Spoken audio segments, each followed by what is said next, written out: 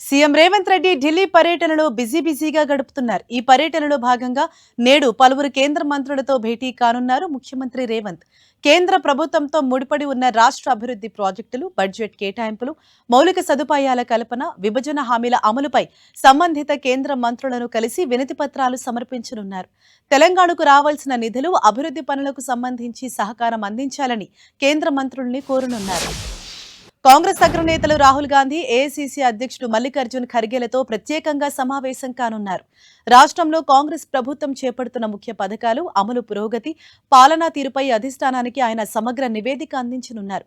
ప్రధానంగా కాంగ్రెస్ పార్టీ సంస్థాగత బలోపేతం, రాష్ట్ర పాలనాపరమైన అంశాలు, జాతీయ స్థాయిలో పార్టీ అనుసరించాల్సిన కొత్త వ్యూహాలపై ఈ పర్యటనలో లోతైన చర్చలు జరగనున్నాయి.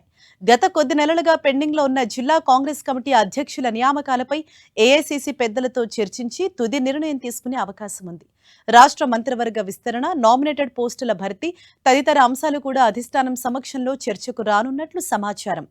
ఇక దీంతో పాటు త్వరలోనే రానున్న స్థానిక సంస్థల ఎన్నికలకు పార్టీ యంత్రాంగాన్ని సమాయత్తం చేయటం, నామినేటెడ్ పదవుల భర్తీ, పార్టీలో సంస్థాగత బలోపేతం వంటి అంశాలపై కేంద్ర నాయకత్వంతో చర్చించనున్నారు. ఒకవైపు ప్రభుత్వ పనితీరును మెరుగుపరుస్తూనే మరోవైపు పార్టీపై పట్టు బిగించే ద్విముఖ వ్యూహంతో రేవంత్ ఢిల్లీ పర్యటన కొనసాగుతోంది.